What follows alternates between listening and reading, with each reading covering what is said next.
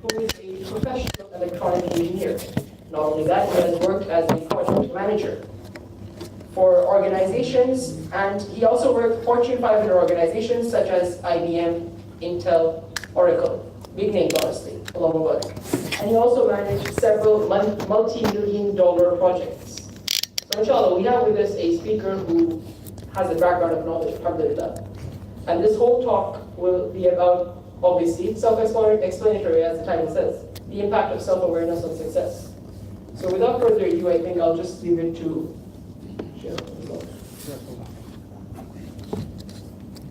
Everybody can hear me okay? Or do I need to use electronics? That's my old me. My new me, I'm a counselor, I'm a coach, and I've used these kind of skills back in the days when I was in the corporate world. Being a manager, being in the corporate world, it really focuses on developing people, especially in the US. It's the companies from the US or MNCs, they don't look at the boss as the person to listen to, but the boss's responsibility is to develop people. So that passion grew with me since I was, when I first transitioned from engineering to management. Last talk I started saying my first job, now I'm starting telling you my last job. So, who remembers what was my first job? I said janitor. Yes, that was my first job. I was 16 years old, and now I'm becoming a counselor. So I have masters in wireless communication, and I have masters in counseling. So PhD is coming up, inshallah. So your dua is please, if Allah subhanahu wa ta'ala make it easy. How many people happy? So if you didn't raise your hand, come and see me afterwards. Sorry, just had to start with that. Okay, just a quick stress test. I want to do a stress test. You guys ready for this? Yeah. Okay. So this stress test, you need to read full description. It's going to show really shortly. And before I show the pictures, you need to read the instructions carefully. I'm not going to read it for you. You need to read it.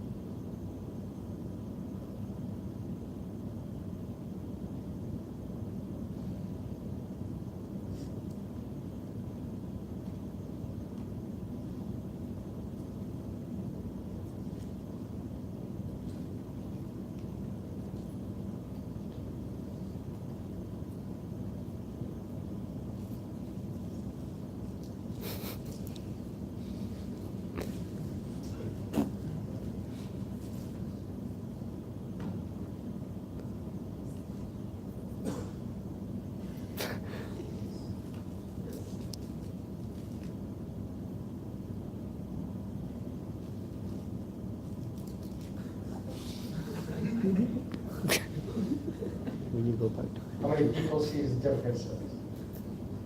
You all need a vacation. Take it easy, folks. Life is stressful without really, these days is without doing anything, life is stressful. And I can only imagine being a student, remembering the days back in the days, it can be very, very, very stressful. I remember skipping sleep just to meet deadlines. How many people work while they're in school? A handful. I had 2 jobs while I was in school. I worked at someone's garage, and I was working also in a restaurant. So life can be very, very stressful. The thing is about today's talk, what is the topic for today's talk? the impact of self-awareness on success. No, I'm sorry? The impact of self-awareness on success, part 2. But what's before that? The hidden The force. hidden forces. It's not a force, it's forces. And these forces really come from a certain thing. I will be talking more about that shortly. But let's go backwards. Okay, so remember the last time we talked about imagine being in a car, imagine being in a car. It was really interesting. I would just assume and reflect on what we talked about. Many people generously shared their experience and shared their imagination being in a car. But it was interesting, not one person, let me go back. Everybody described what they're seeing on the outside. Trees, driving in a desert, in a forest, but not one person described what's inside the car. Not one person described what's inside the car. And that's a resemblance, that's a metaphor of who we are. We don't really spend time figuring out what's going inside us. We just focus on the outside. We see, we react, and hardly ever respond. Everybody understands the differences between react and response. Big difference. When we respond with when we react with? Emotions. I'm sorry? Emotion. Emotions. It's a triggering point.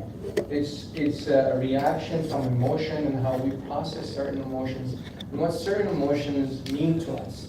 And therefore, that reaction might be good. But most often, it's something that we regret. And that's because it's driven by emotion. When we respond with action coming from intellect balanced with emotions. So it's a balance between the heart and the mind. Sometimes we react without really thinking about it. And when we react, it's like, what was I thinking? Well, guess what? You were not thinking. It was more like a gush of feelings that you were reacting to. So it's really important that we need to be mindful of what's going inside us.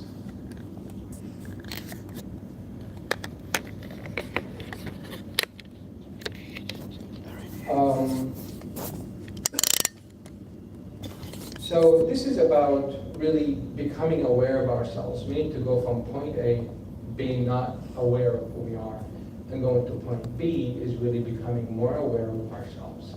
Now, it's not an easy trip. It's not an easy journey. However, it is very worth it. So that people, based on a study, people who are self-aware, very low. Many people think that they are self-aware. Many people, 95% based on a study, that they think that they are self-aware. But actually what's happening is that when people are self-aware, they think about ourselves. It's not the same about knowing ourselves. So we want to focus today about knowing ourselves. And I think I mentioned a little bit about these four things. Us being significant or insignificant, this is how we see ourselves. Or appeasing or blaming.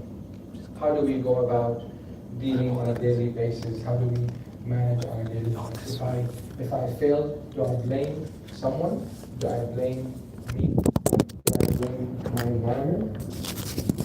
Or do I start, or do I say that I'm not worthy of this success and therefore that's why I'm here? So these are the thoughts that we talk to ourselves. So we can, any one of us here, we can be one or the other, or maybe talking. A lot of factors, I don't want to get into just this level. A lot of factors can really influence how we get to this, and these are what we call survival traits. So we do these things to survive. We do these things to react to the situation that we're in. So we either, like if somebody being bullying me, for example, if I'm being bullied, what do? The natural thing for me to survive is to please them, to make them happy, so they don't bully me anymore. I give them my money, I give them my car, they just take advantage of me. Well, there's a reason why I do that, unless I figure out what's really happening inside me. Why do I do that? It could be a fear of disconnect. That I don't want to be, I want them to be my friends. These are the only people who are talking to me.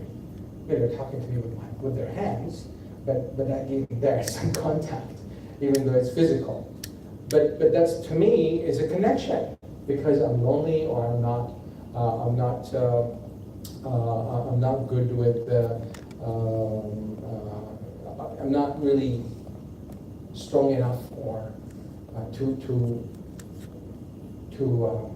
confront that situation and find new friends, for example. I don't know how to do that. Or I'm getting something out of it. Maybe they're giving me safety, maybe they're giving me security because they're tough, quote unquote. That's my perception. So I become a pleasing person. Or am I a person that when I'm present, everything is about me? I'm the most significant person in this talk. I'm the most significant person in this talk, in this class, in this family, in this setting, whatever it is. All the significance is on me. So that's a type of personality. Or am I insignificant? Whatever, just a pushover and nobody. Which am I? These are personality traits that we usually do it not necessarily by choice, but it's very, very likely we do it consciously because of the circumstances that are on. We choose to do it that way. So we don't really have the freedom to choose it, but the circumstances kind of forces us to make that choice. So we go with the questions, the normal questions. Why am I here? Why do I feel this way? And that's a very common question. It's not about why. It's not about why. And I talked about that last time. I want to emphasize it tonight as well. It's always about what. Because by asking why, it will not bring on surface the unconscious feelings and thoughts. Let me get an example.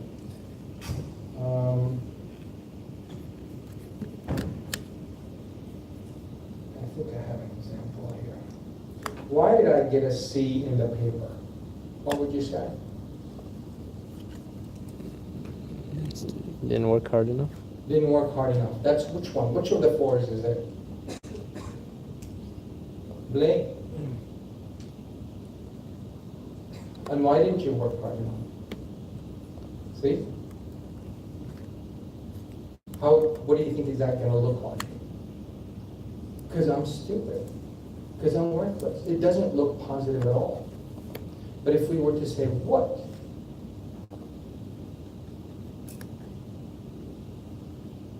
What do I need to do differently so I can get a better grade? Because that's really what I want. It's not the C that I'm not upset. It's that I want the B. So I don't care about, I'm here. I'm already here. I already got the C. So questioning why am I here, not in existence, in creation-wise. We all know why we were created. I'm taking that for granted, right? I'm not going to talk about Tawheed. I'm not going to talk about decree, right? I'm just going to talk about for us in this situation. Why am I in this situation is not going to be positive. It's just going to down spiral. But what do I need to do differently so I don't do this again? So I don't fall into this again. And that makes a world of difference. A whole different point of view that we look at things. What caused me to fail the exam? What? So I'm looking for something tangible. I'm looking for something factual, not feeling. So I'm activating my brain. Even though I'm bummed, I'm not happy about the C, but I'm activating the brain to think, what did happen to cause that failing the exam? Same thing about feelings. Why do I feel so bad? Why do I feel angry? Why do I feel angry? Instead, what happened to make me feel this way? Makes a big difference, because this will make it circumstantial, and also it makes it real. It's a fact that you can deal with.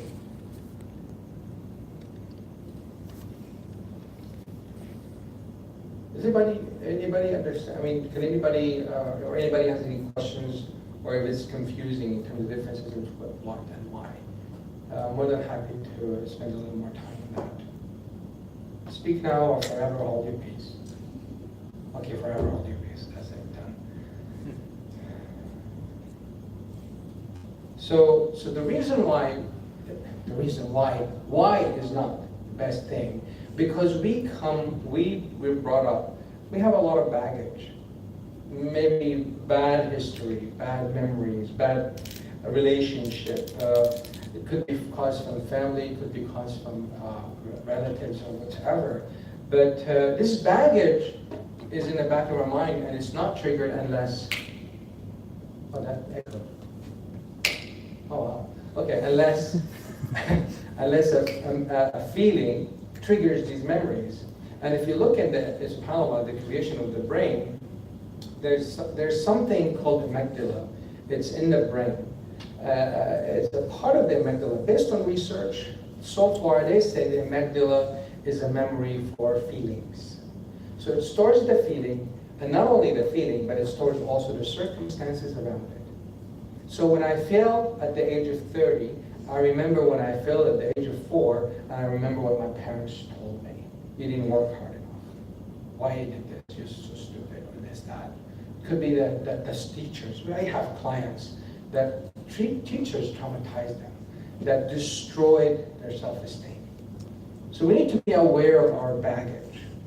We don't want to go back in time and fix it and take the baggage off, but by focusing on asking what, it will keep the baggage out of sight, so it doesn't impact my understanding of how to improve. Okay? Because when I ask what, I'm going to find out the circumstance and what caused me to react a certain way. It's like, oh, you know what? That reminded me. So the what? The what helps me. Just like, you know what? What did I feel? Oh, what did I feel? I felt like I was in 3rd grade. It felt like I was in the 3rd grade, and when my teacher scolded me, that's how it felt like. So becoming aware of that memory exists, that by itself is a self-awareness. So every time it pops, it's like, yeah, but I'm not in 3rd grade anymore. I am doing my master's. I am doing my bachelor's. I'm an adult now. I can do things differently than what I used to do in 3rd grade. So that's what I said is going to be painful. It's going to be a challenge to go from point A to point B. And that is the challenge, is processing those memories and having a new understanding of it. That's what's going to help us be successful. Unless we do this, we're still vulnerable, quote unquote. We might be triggered left and right. And that triggering point can be a career change, a life change, that many people fall into depression because of it. Okay? My focus today, I'm not going to talk about depression, but I'm going to talk a little bit about depression and anxiety. The focus tonight is going to be about anxiety. Sorry. The focus tonight is going to be about anxiety, and I'm going to touch bases on depression, because these two things, or these two mental health symptoms can be crippling to our lives, let alone to our career. Okay?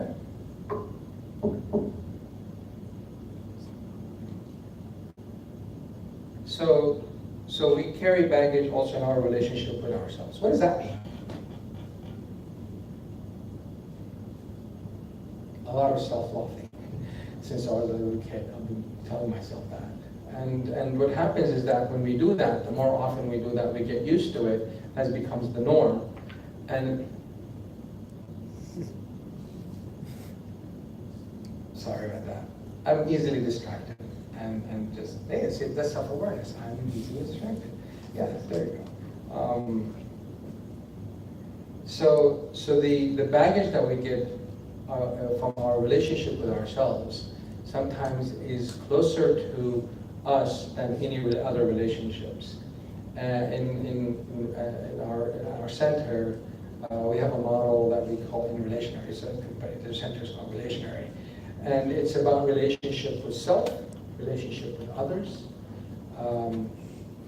relationship with the situation, and relationship with Allah, the Creator.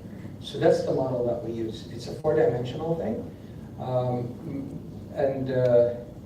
And it's all impacted. Unless we are keeping it in balance, we will be unfair to someone. Most of the time, we're not fair to ourselves.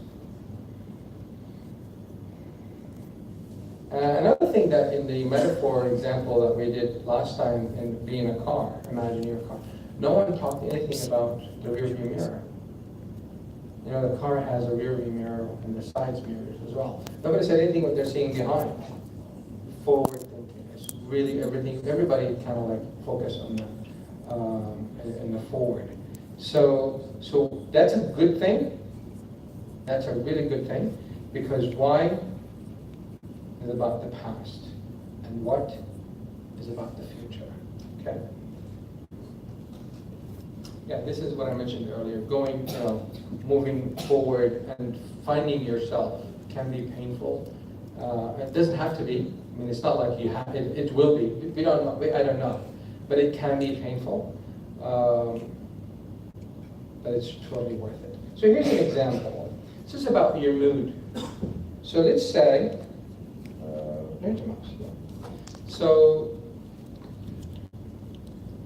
so this is your mood from early morning. This is what people are seeing you. Your mood at 75% and is dropping in the evening. But actually what's going inside you, you're really grouchy in the morning. And mid-morning you're starting to pick up, you're starting to get feeling better in the morning. And that's like your peak. And after that, midday, by noon, by dhuhr, you don't want to be around anybody. But guess what? Everybody's calling you, hey, let's have a coffee, let's go here. It's like, yeah, let's do it. And you're keeping a smiley face. And guess what? What's keeping this up here? It's from here. What's keeping this face looking happy and energetic from this drained, emotionally drained person? It's called energy. It's called energy. You're putting a lot of energy just to stabilize your emotions. And guess what? By evening, you're going to crash. I'm not sure if I have that.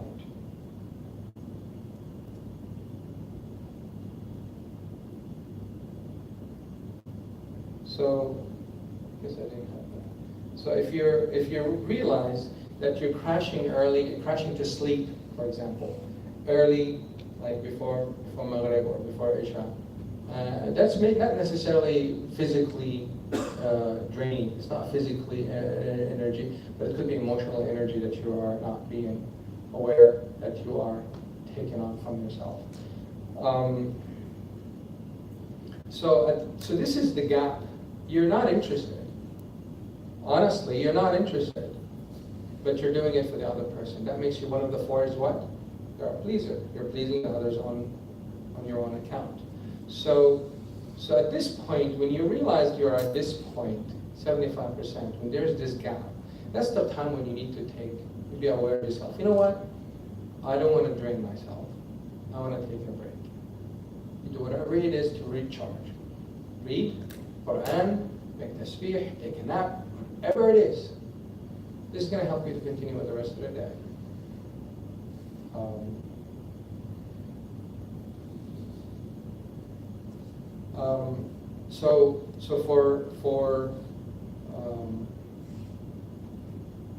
To go for the rest of the day, feeling much better, more energetic.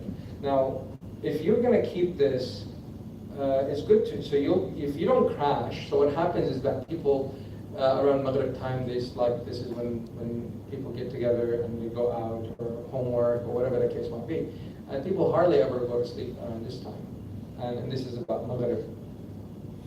But if you have this lifestyle, this is the best time to go to sleep. I mean, really sleep. One of the things I came up with is the countdown of self-care. Second, so it's a countdown from 10. Number 9 is sleeping 9 hours.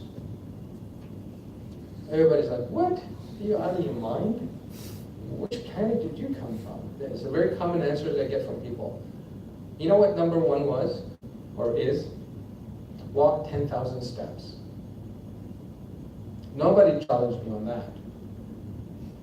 Everybody's okay on 10,000 steps. It's like, I can do that by noon. Some people's like, yeah, I'm doing that like every day, it's not a problem. But when it comes down to self-care and sleep, nobody finds 9 hours to sleep. So if you're not sleeping at this time, if you have this lifestyle, this is your normal day, this is where your body's telling you to go to sleep.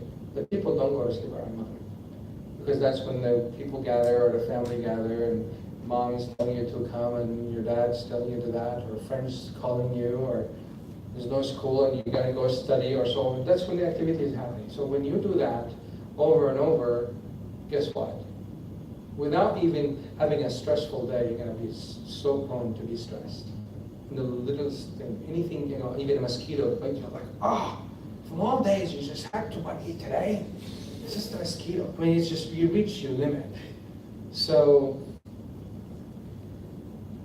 to stay engaged, recharge, and if you don't want to recharge, you go to sleep early. Therefore, your lifestyle needs to change. You really need to take care of yourselves. I think we did this exercise before. In terms of self-awareness, or your understanding of self-awareness, before I spoke this few minutes, I don't know how long I've been talking.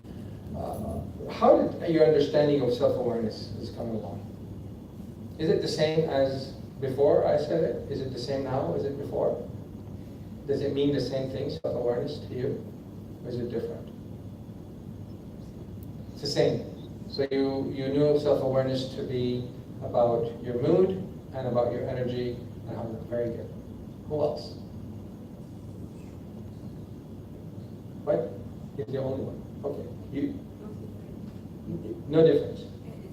It's a different. So you have a different meaning for self-awareness now from before. Okay. Who else would like to speak up? So we have 1-to-1. Come on. One brother to one sister.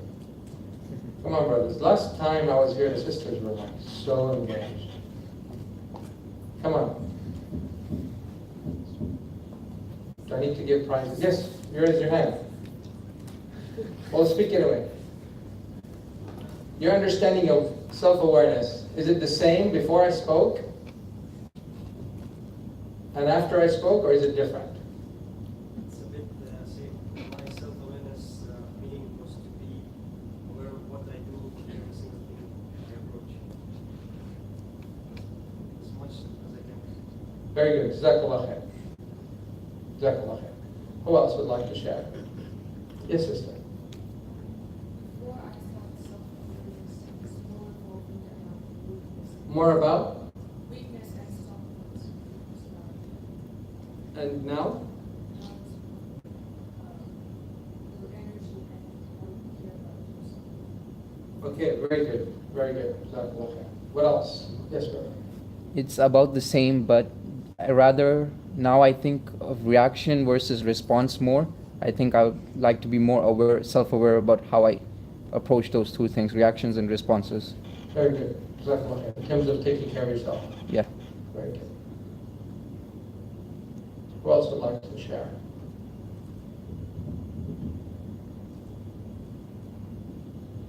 Okay, so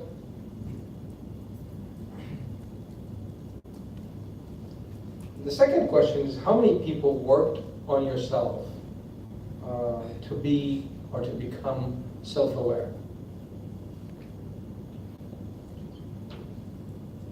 Very good. Very good.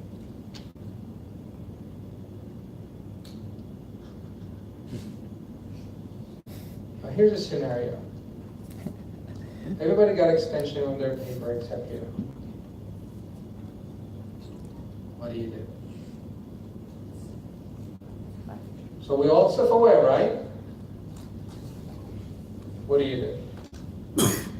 Everybody in your class got extension on their paper except you. Sit down and manage. So, Sit down and manage. Sit down and manage. You ask why. You ask why. Why me? Why now? Why this paper? Why this teacher? Right, very good. What else? I'm sorry? Give yourself an extension. Good luck with that. Yeah, why not? Give yourself an extension. What else? How would you do it? Sorry? Because that means I already submitted it I'm sorry, I couldn't hear you. I already submitted and you already marked it. Oh. Oh, okay, okay. Very good. Who else would like to share? How would you manage this situation? I would try my best to see the reason why this happened to me. So go ask the students, go ask the lecturer why this happened. So why did you give them all except me? Trying to get actual facts about what happened. Very good. Thank you. And depending on what he does, then we have to speak about it. We'll figure that out next after that. Here's the brother. I'm gonna feel important. I'm sorry? Exactly. I'm gonna feel important that I didn't need any extra time. Oh, mashallah. That's very good, yeah. Mashallah. So you see it as a positive thing. Yes, brother. Take it as a challenge. Take it as a challenge. Very good. Similar to brother. And the sister here also agrees with you.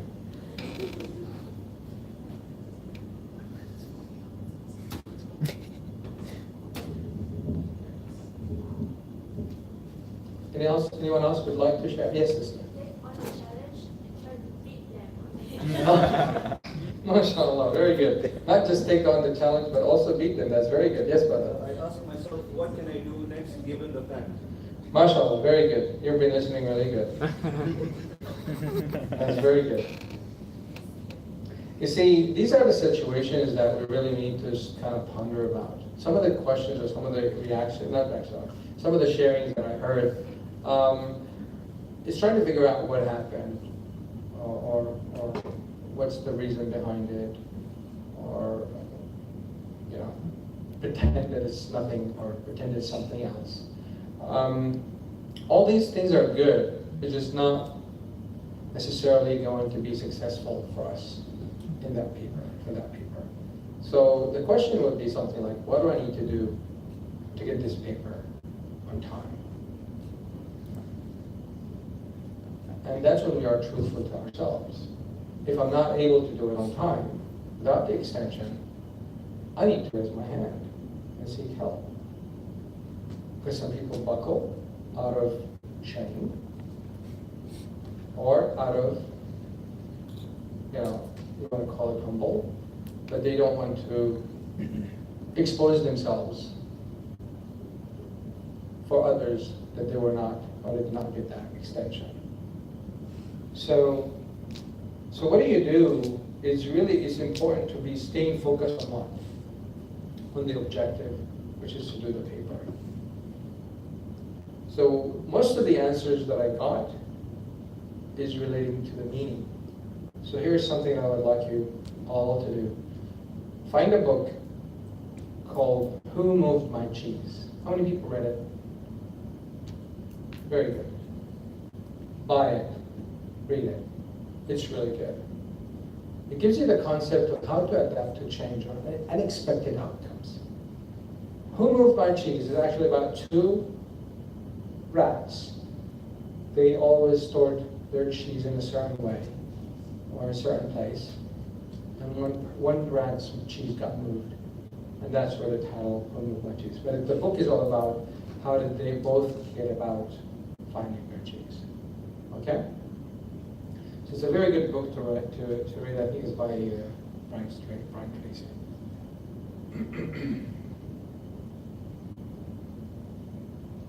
Because some people would go and fight for justice.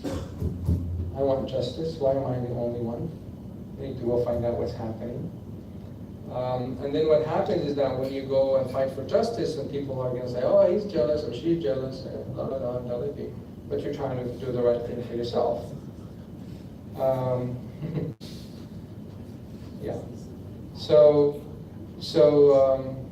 And that's when people start to label, oh, he's selfish, all he cares about himself or herself, narcissist this, narcissist that.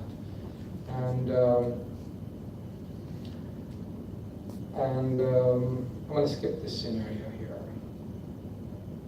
the bottom line is really, in every circumstance, we need to look at how does the end look for us? I mean, we all are Muslims and we all focus on our end, right? How it's all going to end. But we also need to take this same concept and make it in every circumstance that we live in our lives. What is the end going to be if I were to do this or if I were to do that? What end am I looking for? Do I really care about to have the same extension so justice is served for me? Or do I really care about just getting the paper done and get the objective of me being in this class in the first place? So keeping the end in mind is a concept that we need to practice every day. This will help us to stay focused on our journey. That's what the previous example was about, being focused on the journey. It was talking about connect. What do we focus on? In connect. Are we in the moment? No, we're not. So as we're driving, do we care about what's happening in the car? Do we care about who is with us? Of course we do. I mean, of course we should. That's what we're supposed to do. But usually we don't, unless something happens. Right? So that's a reactive.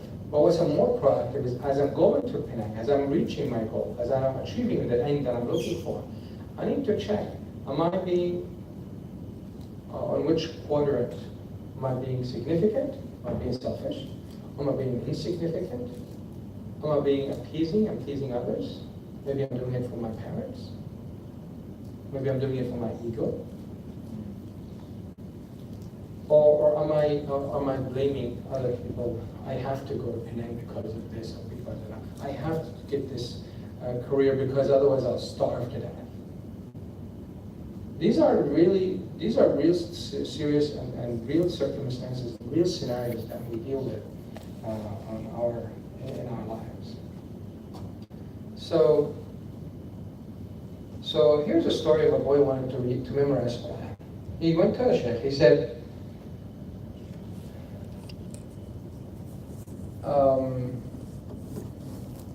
he went to the sheikh and he asked him, and he said to sheikh, he asked the sheikh, help me to memorize Quran. He said, how many months do you think it'll take you to memorize the Quran? He said, I can do it in 2 years and a half. The sheikh said, go back. The man came back and he said, I want to memorize the Quran. He said, how fast can you memorize the Quran? He said, I'll do it in 1 year. No, I'm sorry. The second time he said, I'll do it in 2 years. And the sheikh said, go back. And the third time, he went to the sheikh again and asked him, I want you to help me memorize the Quran. He said, how long will it take you? He said, 1 year. I'll do it in 1 year. He said, go back. And that's when the man asked him, what's going on? I thought it takes about 2.5 years. And I'm trying to really pressure myself and make it happen sooner so you can be pleased. He said, as long as you're focusing on finishing the Quran based on time, you are going to fail. You are limiting yourself to specific time. So what's happening here, the merit of this story is that when we try to achieve our goals, we don't need to limit ourselves to a specific time. Who said bachelor's degrees needs to be 4 years or 3 years or 2 years or 6 years? Are you aware of yourself as you're doing a bachelor's or your master's? Who's around you suffering because you're going at a certain pace? So is it really the knowledge or is it the certificate? I'm telling you folks this because I was there. I wanted engineering more than engineering itself. And when I got there, I was like, that's it.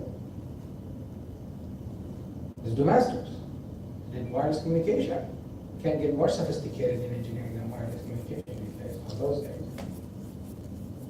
And I never walked in the iqama in the masjid. It's a practice, folks. It's a skill that we must build.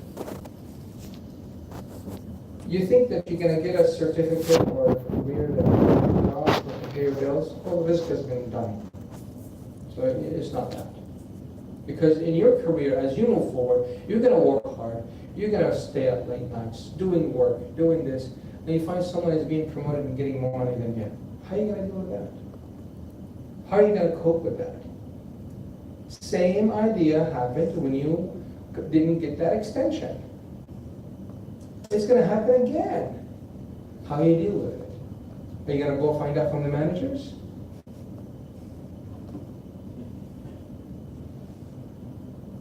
Are you gonna take it as a challenge? Is it fair? It's not fair, let's be honest. But what we make out of it, what really makes a big difference. So the sister mentioned earlier that her understanding of mindfulness before the talk was about strengths and weaknesses, and after the talk was more about energy and how much energy emotions take. As a matter of fact, these two are one and the same, but I haven't gotten there. So I'm going to make that connection for you soon, inshallah. So they are one and the same.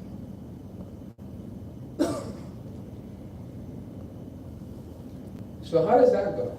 So the boy or the man wants to read the Quran in 2.5 years or 2 years or 1 year. How is that keeping the end in mind?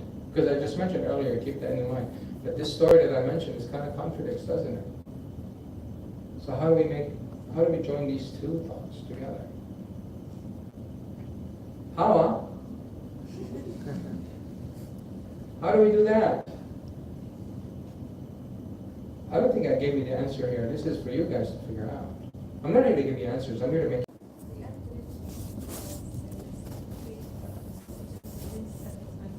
Allahu Akbar. That's beautiful. That summarizes everything. I don't have to even ask for more. That summarizes everything. The end didn't change. Our perception of the end changed. Our expectations of us changed. Isn't that right? Because you are absolutely right. You want to memorize the Quran. But who says you have to finish it in 2.5 years? What if you didn't? What if the sheikh died? I mean, it happens. So, what if you died? On the bed of, deathbed, you're like, oh, I didn't finish Quran. I was so disappointed. Why Allah is doing this to me? These are the things that we really fear, to have these thoughts on deathbed. Allah subhanahu wa ta'ala protects us all. But what if that happens? How good is memorizing the Quran as a whole together? Does everybody hopefully know the hadith of the Prophet when he mentioned about the man who killed 99 men? Everybody knows the story? Hadith? Okay. So was he forgiven? Why? I'm sorry? He was looking for forgiveness. He was looking for forgiveness. He recognized the problem. After 99 souls he killed, he's like, I need help. Please don't wait until you kill 99 people for asking for help. The police might catch you before you ask for help, so please reach out for help. And he first went to a worshiper, a person who worships Allah, Abid, right? And he told him what? He told him, I killed 99 people, what do I do? And what did the Abid say? You're going to hell! Straight to hell, man. 99 souls, that's it. You ain't gonna make it to heaven. And what happened to that guy? He was killed. Instantly, probably. And then what happened? Did the man give up? No. He continued to seek for help. And he saw, or he met, a scholar, a wise man. And he asked him, I killed 100 people. What do I do? Did he tell him, change yourself? Did he tell him, shame on you? Tell me, repent? No. Your environment is messed up, so you need to move out. You're being is different than that. You're not jiving with that environment. You're going to be always upset, angry in front of people. So leave to a better environment. Did he leave? Of course he did. Then he died. Then he went to heaven. How? What was the decision based on what? Distance. I'm sorry? Distance. Distance between his place of death to the destination city. And which one was bigger? The old city or the new city? Or the old town and the new town? I'm sorry? The old town was closer. So he did all he could and he still didn't meet the requirements. And that's when Allah subhanahu wa ta'ala, with His mercy, He made the new city, the new town, closer. So sometimes when we go after our success,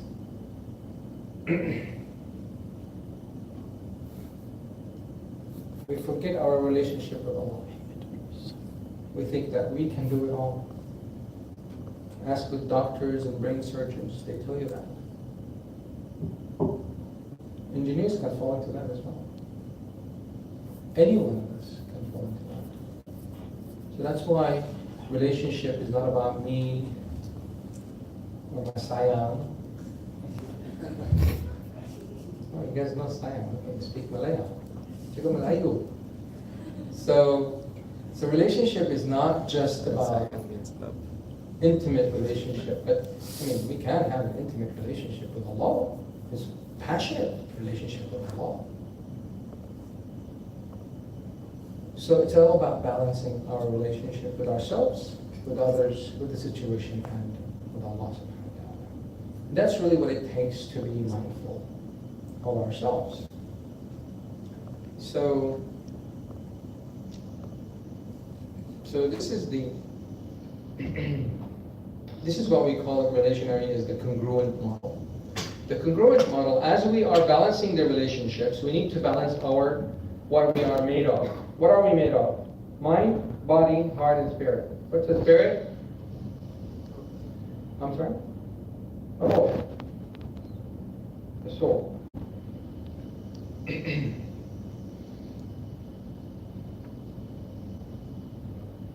So the body, how often do you drink water? How do you balance your oxygen and carbon dioxide in your body? Oh, brother, come on, are you kidding me? Yes, I'm not kidding you, I'm being dead serious. If your oxygen is high in your body, if your oxygen intake is higher, you'll feel dizzy, you'll feel lightheaded, you'll feel anxious. If you feel lightheaded, you feel imbalanced. And if your carbon dioxide is higher, your anxiety, your anger is very likely to be triggered as easily. So there's a breathing exercise that you can see if you have time to exercise that at the end. Sleep, eating healthy. All these things impact our body. And why? Because our emotions aren't where? Our emotions are where? Hanging around us. They are inside our body. Our emotions are imbalances of chemicals in our body. The mind is really where the goals and the specifics and the strategies come from. And the heart is the emotions, positive and negative, but we always focus on the positive emotions. And the spirit is what? What's the spirit? Yeah, good spirit, brother. What's the spirit? What are we referring to? Relationship with Allah. I'm sorry? Relationship with Allah. Relationship with Allah. Any other thoughts? Any other comments? The brother said spirit is about relationship with Allah.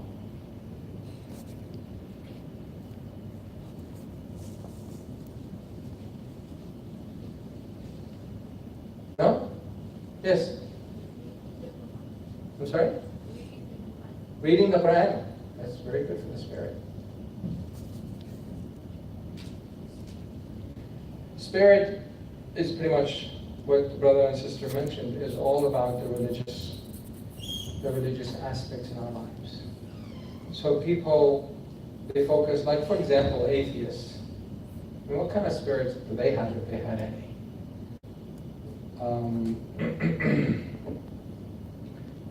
So the spirit is really what, even in science right now, they say in psychology and treating psychological symptoms, religion has been seen as has a significant impact on treating patients, believing in God.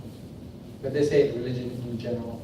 But as a matter of fact, in Islam, Muslims, it's much easier to treat them because it is natural.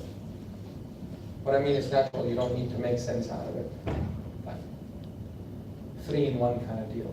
It's like natural, it makes sense. One, God, directly talking to him. You don't need a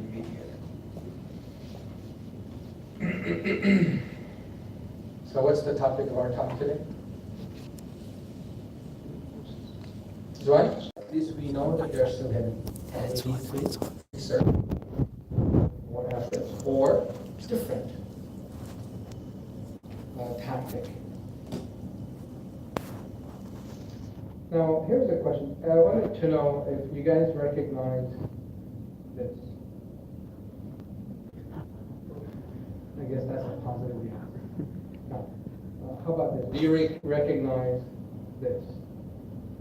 Oh, straight faces. What is this? This is called the emotion table. This is called the periodic table. We all know. This is the emotion table. Everybody, I'd like to introduce you to the emotion table. We never learned this, folks, and that's why we sometimes suck in certain situations. Sorry, we do. I mean, we don't learn. These are all muscles, folks. These are different muscles. What is this muscle called? This. We know all of them. I can just sorry. I can just put a body here, and I can maybe somebody, especially that brother there, mashallah. So he probably knows how to work which muscle exactly, so he can make it like a little. So these are muscles that we never learn how to exercise them and how to grow them. We don't even know what they mean sometimes. But this is what it takes to know who we are, folks. Is to understand these emotions, because this is what's going to help us respond. If we know what's going on here and what's causing us to react, we will respond more often than react.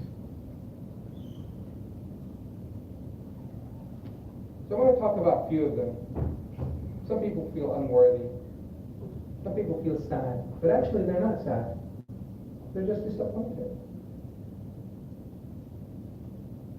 Some people feel ashamed. Oh, I'm so ashamed. But they're not ashamed, actually. They just feel unworthy. Some people feel scared or fear. But actually, it's not about fear. It's not about being scared. It's about being vulnerable. Some people feel happy. Oh, I'm so happy. Oh, I'll buy a pizza. I'm going to order cheesecake. I'm going to eat chocolate fudge cake. But actually, they're just content. But they just never felt that contentment before. And to them, it's like, wow, this feels great.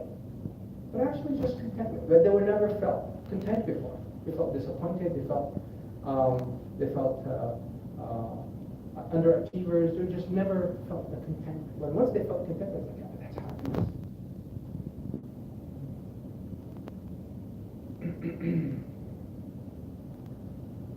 Someone gets angry, but actually they feel rebellious.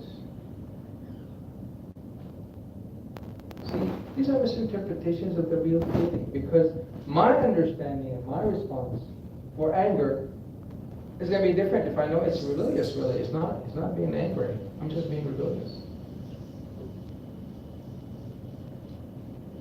Because I was like this since I was a little kid. I don't like it when people don't listen to me. I get angry. Well, it's not anger. I'm just being rebellious. But subhanAllah, we grow up to have two emotions. Seldom leave right. Happy, angry. Sometimes we feel sad. We differentiate anger, because some people are sad, but they're just angry. But actually they're sad, There's this whole mix-up of emotions.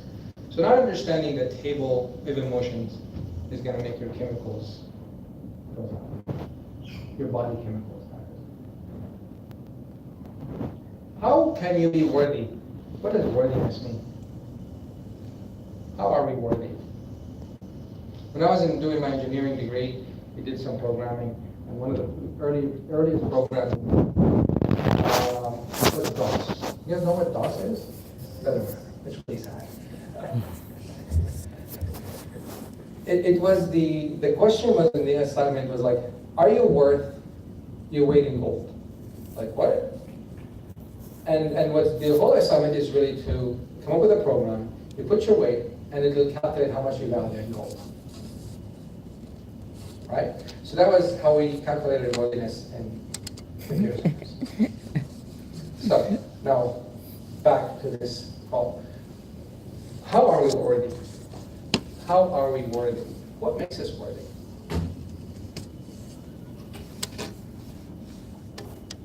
Yeah, I don't have an answer for you. This is your answer. How are you worthy? Ooh, that's a question that is deep. Yes, sir.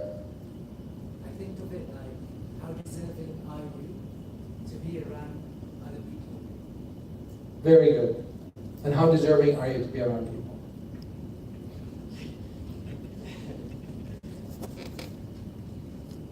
You just changed worthy to deserving for us.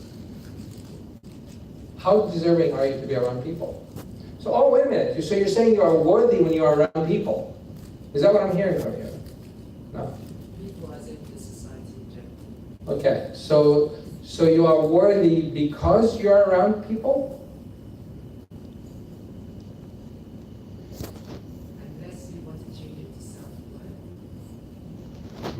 What's the difference? Being worthy or self-worth? Some people measure their self-worth based on other people's perceptions of themselves. Okay. So they measure up their worthiness, how worthy I am, Okay. in a way that other people think of themselves, of themselves. Okay. So that's really interesting. Self-worth, what I'm hearing from you, self-worth is depending on what other people perceive me. For some people.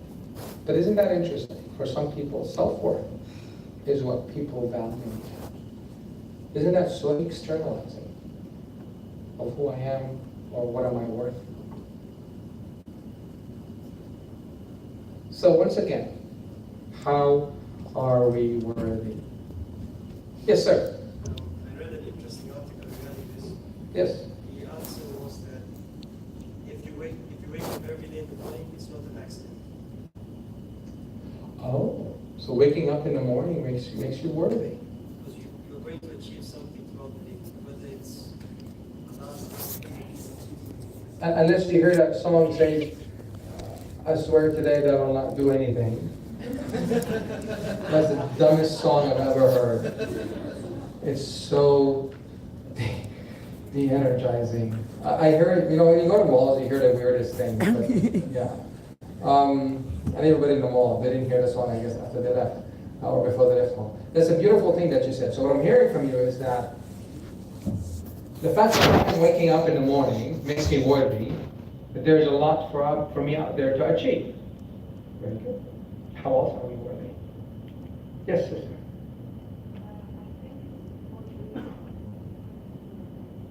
It's all based on?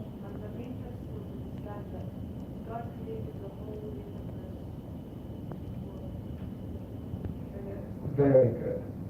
Very good. And that's where the belief in the religion and Islam comes in about. It's really what gives us worthiness. So you're never worthless. You are never worthless. No matter how many failures you achieve in your life. When you call them failures, I call them discoveries. I encourage you to call them discoveries. Because discoveries that this is not how you succeed, you can find something else. No matter how many times you fail in your life, no matter how many times you disappoint yourself, you disappoint others, please remember that you are worthy. The angels What did the angels do?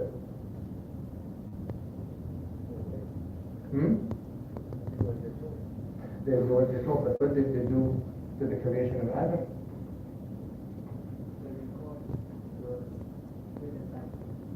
I'm sorry, one more time? Yes, very good. But in terms of them being angels made out of light, what did Allah subhanahu wa ta'ala command them to do when He created Adam? What? Prostrate.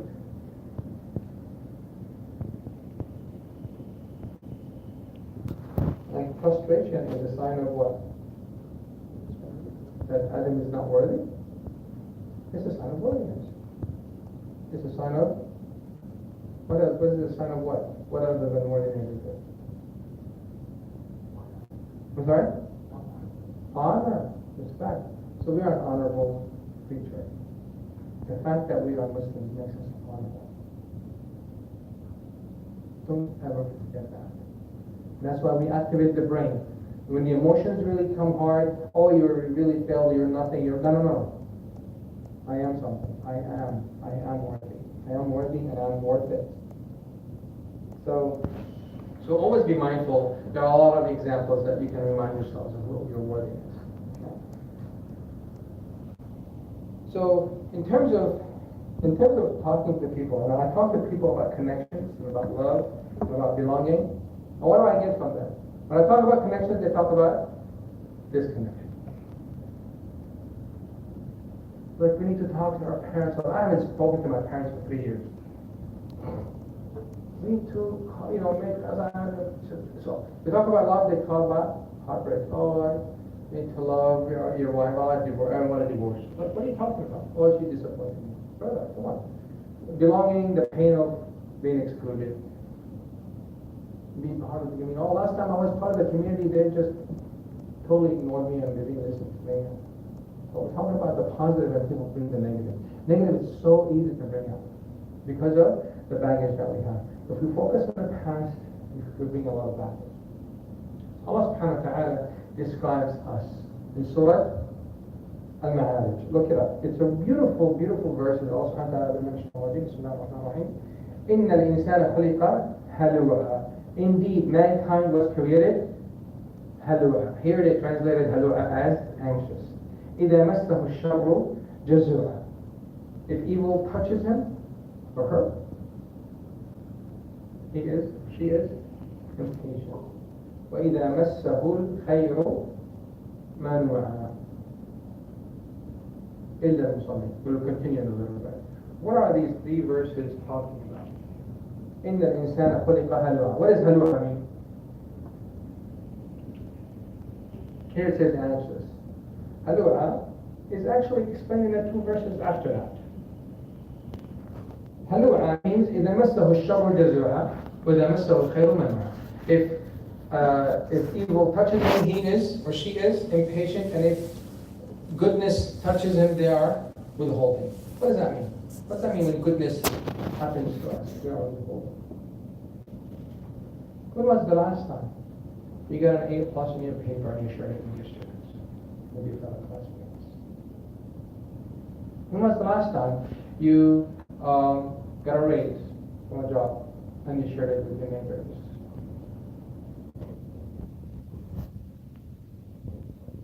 So that's a natural thing that Allah is telling us. This is who we are. The more we achieve, the more we hold on, the more we want to protect. And guess what? When was the last time you've been to football? And you show somebody, you know what a kampung is, right? You go to a kampung really, really far. Not like kampung baru. That's not kampung. You can't go. You can't count that as an example. You want to go to a kampung like what? Like on your way to Johor Bahru, possibly. On the way to Malacca, not even Malacca. So you go to a kampung there. I would like you to try to find out how many homes there have an alarm system in their homes.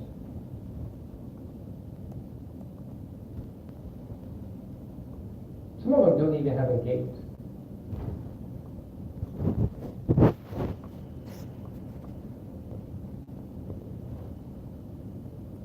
go to some rich neighborhood. Before you go even inside the neighborhood, you have a security guard. I mean, not an alarm system, an actual guard. Maybe two with a dog. So the more it's natural. That's what Allah subhanahu wa ta'ala, this is how we were created. This is part of our natural creation. We are anxious, you want to call it anxious, halu'a, and that is interpreted as either, you fear of loss, you're anxious about losing the things that you gain, or you're anxious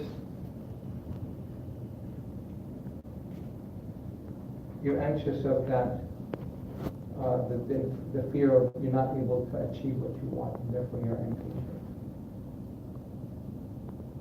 So this anxiety is the source, if you want to call it, the source of nearly all feelings that we have.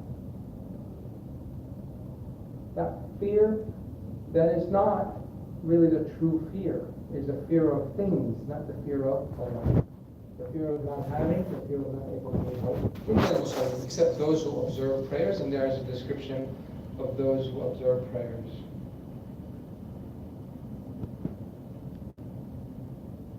So where does fear come from? It comes from, I mentioned it earlier. Where does the fear of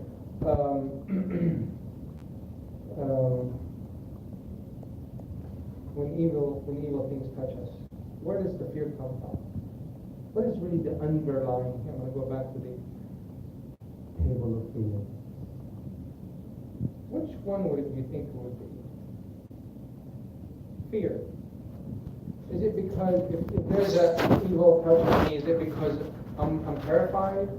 Or is it because I'm feeling horrified, threatened, fanatic? I'm sorry? Vulnerability. Where is it? Oh, it's right here. You saved me a whole lot of time. I was looking for it. So it's vulnerability. Oh, it's highlighted also. Okay, so we're going to talk about it. So feeling vulnerable is something that we really don't like. When we're hungry, we feel vulnerable. And then we get angry. And then when we're hungry, we're angry. When we're not really angry, we're just vulnerable. Like we die. Vulnerability can go across many, many things. And vulnerability is really the thing that we need to be mindful of. What are the things that are in our lives that make us feel vulnerable? If I get a paper and I get a C in it, check your vulnerability. Your vulnerability is reacting, or is it really your drive for success is reacting? When it's your vulnerability, then you need to calm it down. You need to remember these verses. Allah subhanahu wa ta'ala says, إِلَّا الْمُصَلِّينَ, those who observe prayers. And there are other things that they do. الَّذِينَ هُمْ عَلَى صَلَاتِهِمْ دَائِمُونَ, consistent in their salah. Consistent. On time, consistent. Adhkar, after the salah, on time, being with the jama'ah for the brothers, being consistent. That helps you in anxiety.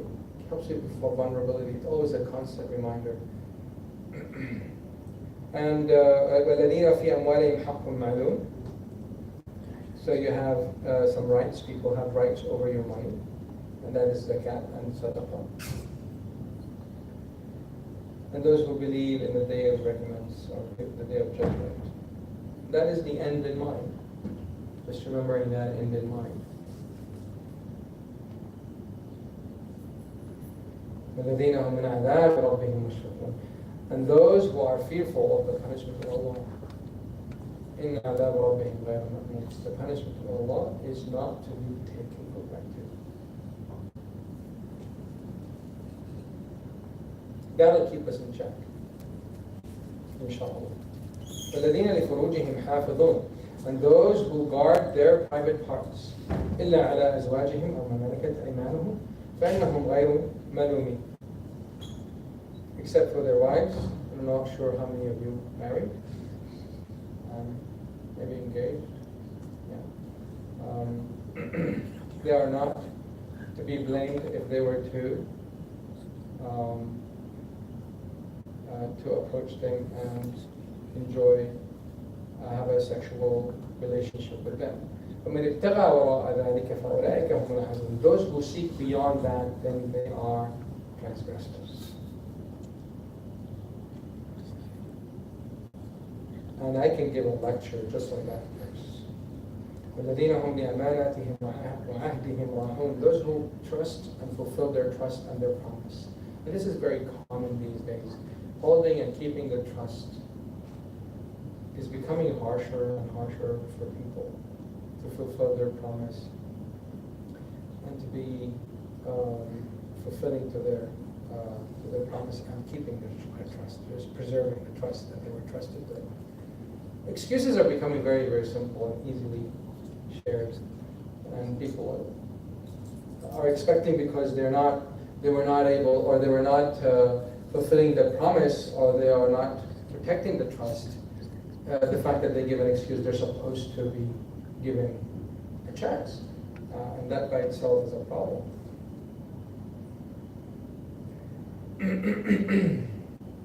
They're holding their testimony upright. And one more time about the salah. They're maintaining their salah. They are maintaining their salah, consistent in the salah. And those who are in the gardens, honored again in evidence. Allah will make us amongst them.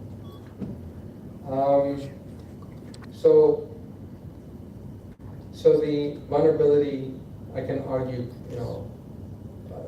easily that vulnerability is very, very common across all these emotions.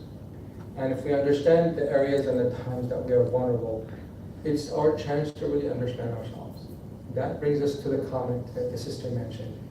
That's where we bring in our weaknesses and our strengths in our personality. Like, for example, when I said the example about you were the only one who were not given the extension. So the example I said, you want to fight for justice. Maybe that's a strength. Justice is a strength in your personality. But that's coming from, if that's coming from vulnerability, that you are reacting because of injustice is causing you vulnerable, then that's something to be mindful of. So not about vulnerability, it's about what can we bring in. Another trait, it could be wisdom. It could be self-regulation. That's another strength that we can work on ourselves to remove that vulnerability state, and then we can be congruent, meaning stable, emotionally stable, so we can make the right decision. So, how much time we have left? Is it over? Oh, subhanAllah, it's after 9:30. So I'll end with this. So I think that's pretty much. I'll just end with this. I want to talk about what you guys folks would think about. You don't have to share it unless you want to. What you think about the last time you felt vulnerable. And the reason for this exercise that I would like you to do is that would be one starting point. That you understand yourself. You know how we did with the for those who came the last time with being in the car. So the exercise is really simply is that we recognize the time when we were vulnerable, when we felt vulnerable. We want to relive that by understanding strengths that the sister was mentioning earlier, by understanding strengths within us that can help us. If I were to go visit that situation again, and I use these strengths, would it help me to be less vulnerable? And that's how we remove the painful experience from the past and know exactly what we do with these different vulnerable moments that we go through. I mean, if a brother, come on, you're like macho, you're talking about you being macho brothers. You can go ask the sister for her hand and you want to marry her. You're going to be sweating bullets. You'll be so vulnerable you don't even know what this is. 2 years after marriage, she's going to remind you how you sounded when you asked for her hand And it's like, oh, come on, don't mention this again. Because you feel vulnerable. 2 years later, you still feel vulnerable about it. Sisters, use it. It's really good. Seriously, folks, it's really, I mean, I'm talking about emotions here. But the circumstances and the situations are different. But it always comes to vulnerability that makes us act stupid, or makes us act aggressive, or makes us act lovey-dovey, or whatever the case might be. It's because of that vulnerability. So my invitation to you is really embrace this vulnerability, because we are created that way. And I'm not saying just embrace it and like, oh, I'm vulnerable, it's just like, no, try to, the idea is to understand how you get out of that vulnerability to become stable, because your salah, and because if you're vulnerable, believe it or not, if you surrender to vulnerability, it's not a good thing. You don't want to surrender to vulnerability, because you're not going to go through your salah. It's going to impact your spirit, your spiritual and your belief. But I'm talking about embracing it and understand it. Allow it to come. Try to have a little talk with vulnerability. Like, hey, what's going on? Just have a little chat. I know it sounds weird for many of you, but especially the engineers, like, what is this guy talking about? But these are the conversations. So talking to the self, as the Prophet ﷺ said about that. The Prophet ﷺ said, talk about, if you don't talk about yourself about jihad, you die as a hypocrite. You're telling me you're not able to stand in front of a sister to ask for her hand. You're going to be making jihad tomorrow. You're going to face the enemy. I don't know, maybe you are, but again, it's that sense of vulnerability. You need to imagine yourself in that position. How can you talk yourself into it? How can you proceed and move forward? You guys are happy I compared approaching you for marriage just like jihad. How's that? So talking to vulnerability, talking to ourselves, we're not psycho. We can talk to ourselves, and that is healthy. And that's how we can understand ourselves. I want to actually, just remember,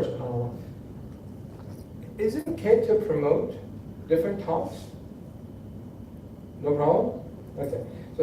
So I have other talks or workshops that we do for quitting smoking, for those who smoke. But actually these workshops are not to quit smoking. It's actually about quitting any bad habit.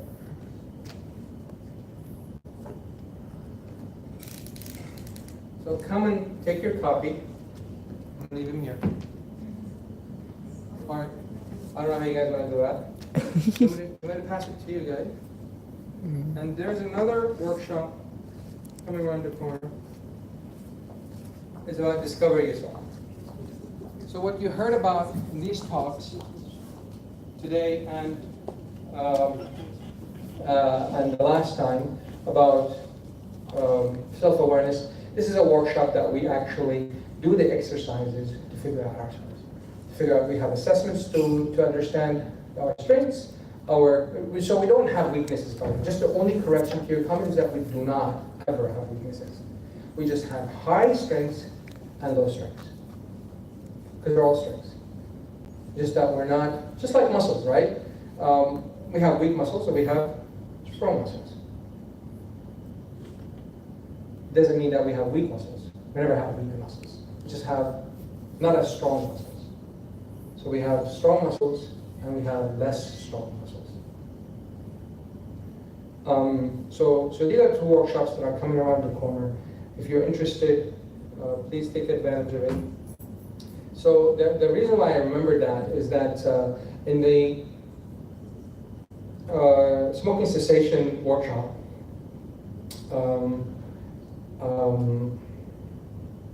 I talk to, one of the things I do in the workshop is that we talk to the person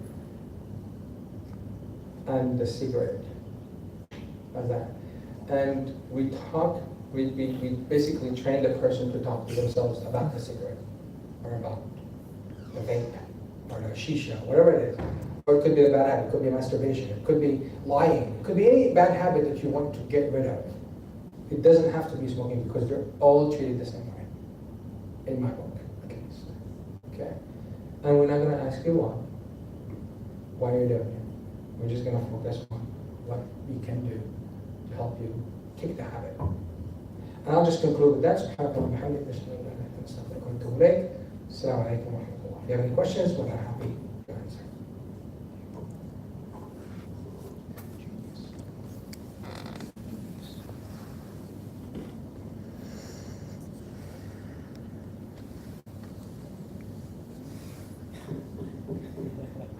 No questions? Yes, sister. Alaikum salam. Earlier you mentioned a countdown of self-care. Oh yeah. I was curious if you could list them. Sure. Let me try to. How do you turn off the screen? Oh, here. Yeah. Oh. What did I do?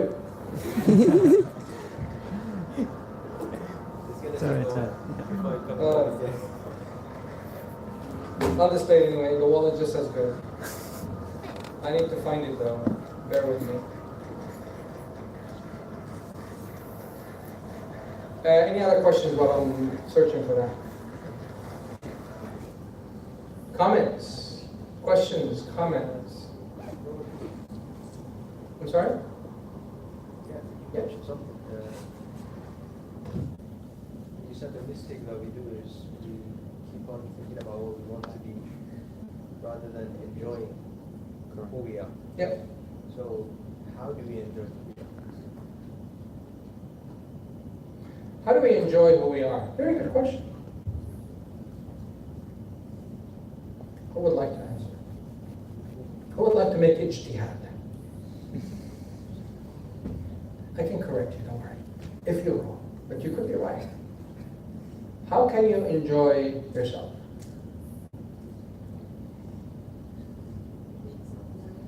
By being self-aware. That's step number one. Because we want to enjoy ourselves, we need to know who we are. You see, there's something when I was a little kid. I saw, what was it? Someone was admitting that they're just not good at something. And to me that felt so weird. I wasn't brought up that way. It's like, how could you just say to people that you're not good at it? That's so lame. Little that I knew. Actually, when I grew up, I found out that this guy is really more aware that the things that he didn't know or he didn't feel confident with, it's like, I really don't want to touch these things. So knowing who we are is the first step. And then we can enjoy who we are. Because there's a gap. After we know ourselves, we might feel disappointed. And actually, I felt that. The first personality assessment I did, I went and argued with the trainer. Like, that's not who I am. Something wrong with your assessment. And he said, you know what he said? He said, this is a typical person. This is a typical thing for a person like you would say that. For a person with this characteristic would come and tell me. And he said, the fact that you're arguing with me proves that who you are. I was a hardcore engineer back then.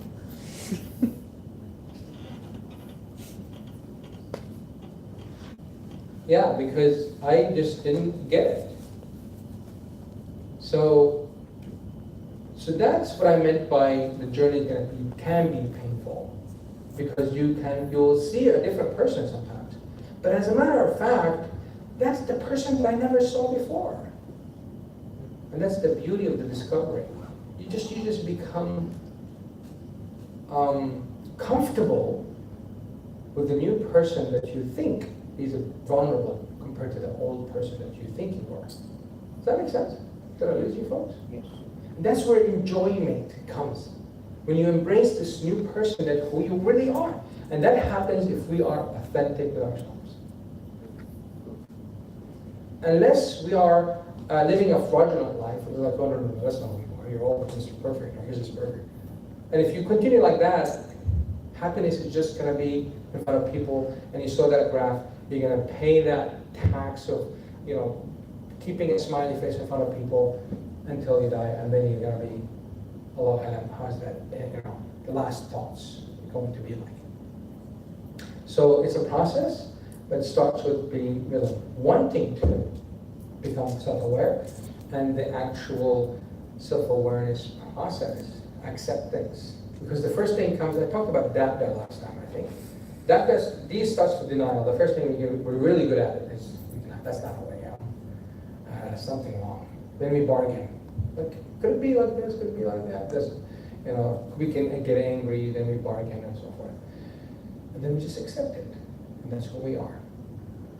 So acceptance is really something that is part of the process into self-awareness. So I gave that list in my last talk about stress management. I mean, I thought I was just sharing it with you guys, and everybody started to get their pictures, and I thought, well, okay. So I shared it with my friends, and everybody liked it. And that's when I started to get the major or most.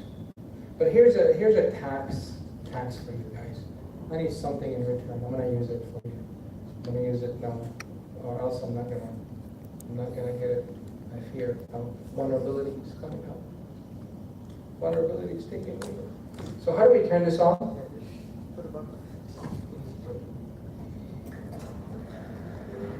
Only one? Oh, come on, let's turn off the resistors.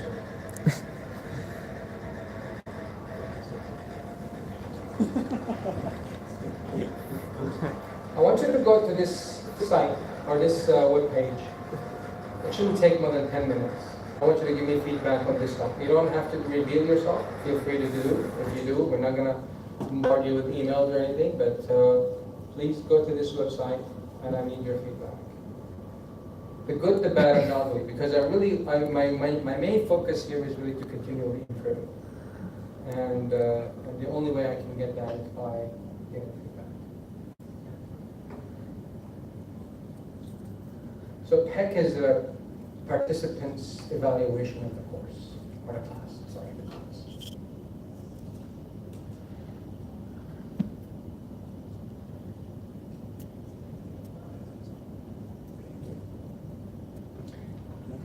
I also would like to put my business cards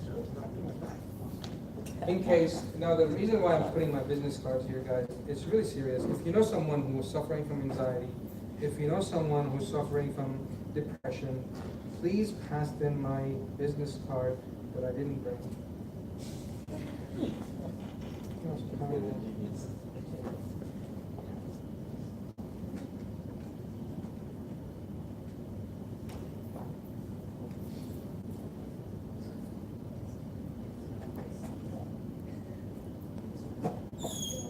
Oh, I know where it is. It's not here.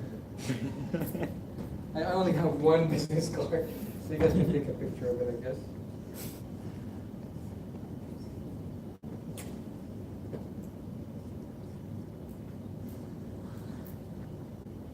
It's really good to reach out. So we have a center. It's in Sunway, and we have professionals, and we also have interns. So the interns, the charge is like as low as 1 ringgit per minute. So anybody can afford that. As high as 3 ringgit per minute. So, and that's going to an NGO. We're not really getting rich on that. So please pass him on. And if they cannot afford 1 ringgit per minute, tell them to come in and we'll sponsor them. Don't worry about that. If they have anxiety, they have sleep problems, if they have depression, or low mood, or